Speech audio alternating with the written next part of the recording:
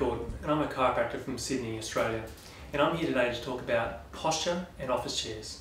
So when we're approaching the chair, some of my patients get a little bit concerned that this whole process is going to be really difficult to do and holding muscles correctly and doing the right thing as they sit in their chair. But it's really not very hard. So if I just demonstrate a normal movement pattern as I might approach a chair and just sit in the chair, you'll see how it happens. So you walk over the chair, I engage my muscles, use that there and sit back into the chair, just like that. And when I go to hop out of the chair, you want to pre-engage those muscles again before you actually arise from the chair. So I'll often put one foot slightly in front of the other, so I can use my leg muscles in a more stable state, contract those muscles there as I'm sitting, lean forward into the chair, use the leg muscles and use the drive of my buttocks and my thighs to push up into a standing position. So, and then we come off and walk off there. So it's quite simple. Engage, sit down, bottom in the chair. As you want to hop up, engage the muscles again, hop up and driving up through there. That's a whole lot better than the person who walks to their chair, hops across to their chair, slumps into the chairs like this, sits back, and then when they go to hop out of their chair, they lean forward and they lift through their spine as they're sitting up and don't use their buttock muscles, which are designed to actually extend the hip as we move. When we are sitting in a chair, there's a few important features to just look at straight away.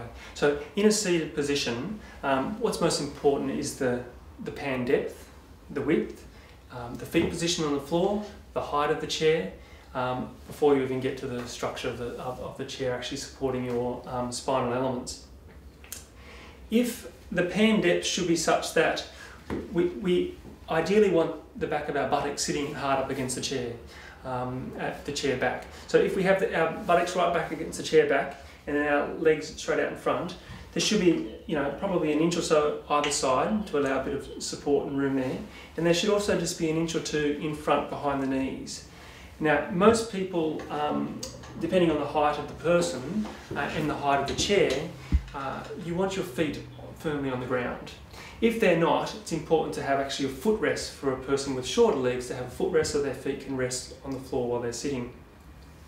So in this position, you make sure you put yourself deep into the chair, legs are firmly on the ground. The chair can be adjusted in such a way to actually lower or heighten the person.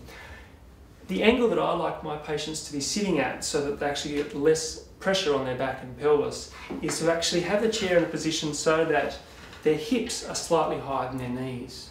So if you were to put a pen or a pencil on your lap, it should roll off and down the legs. This takes a lot of pressure off the back in itself. So ideally we like that. In some situations it's very dependent on the desk height. Now it would be ideal that all desks would raise and lower, and you can get spaces under the desk to lift the desk if we need to, and there are some desks that will go up and down with us. But I would suggest that you create a situation where your feet are on the ground, hips are slightly higher than the knees, and when you're working close to your desk, and if you put your arms out like this, the desk height should be at around where your arm here is at a 90-degree angle. And if you can form a 90-degree angle and work there at the desk, have a computer keyboard and mouse that's not running too far away from you, nice and close, and approach in underneath the desk to sort of sit at that height. When my patients come into the office, since using the new chair, which has been for the last 3 or 4 months, they've been quite impressed and all almost noticed straight away, oh, I got a new chair. So they want to jump in the chair and have a little feel and see what it's like. When they have a look, it's actually a really well designed chair. It's very structurally sound. It has strong, nice support from the back, that one-piece construction, and it certainly doesn't feel like it's going to break apart or fall apart on them. It's a really strong, sturdy, stable chair. One of the things that I like about a chair is its simplicity in design, insofar as it's actually one piece, as opposed to having a back and a midsection and a lower piece where you have to adjust all parts of the chair.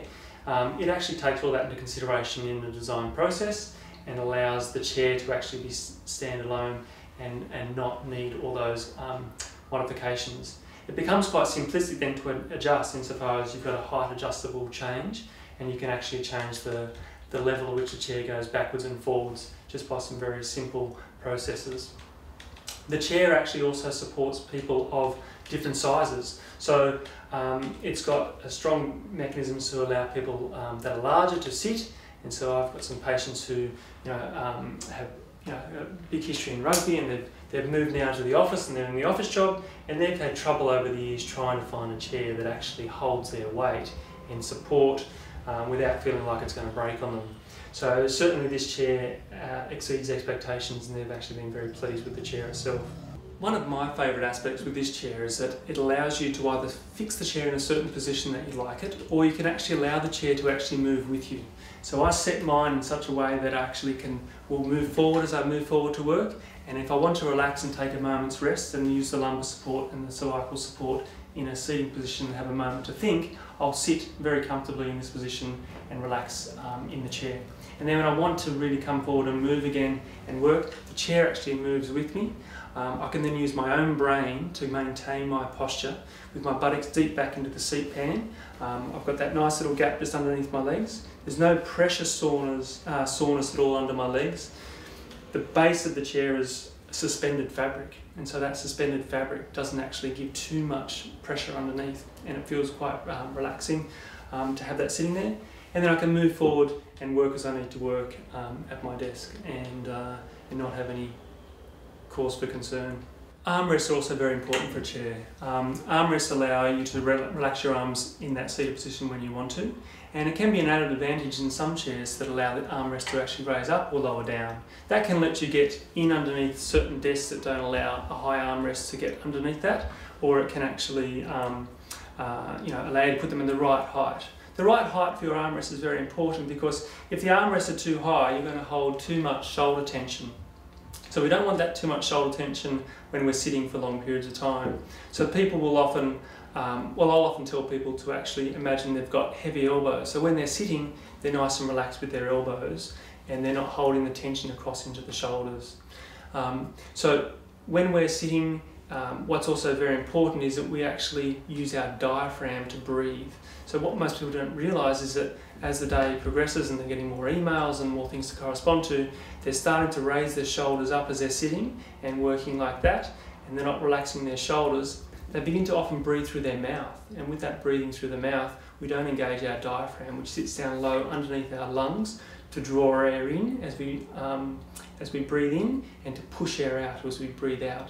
So in reality, what should happen is as we breathe in, the lungs will expand, and as we breathe out in this direction. So ribs will move out on breath in and in on a breath out.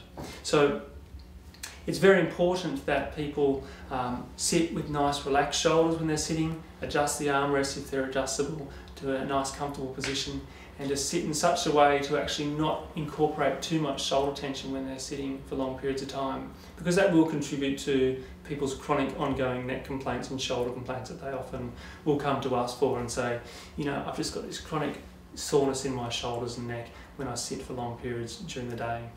It's also important that the mouse doesn't run too far away from them. So apart from the fact that what happens is here, they're holding too much tension in the shoulders, and then they've got their arm like this, and they're chasing a mouse as it goes across them, across the desk. So we want the mouse and keyboard nice and close, that nice 90-degree angle between the desk and the chair, and sitting in position, nice relaxed shoulders, breathing nasally and from our diaphragm to take away as much tension from the shoulders as possible.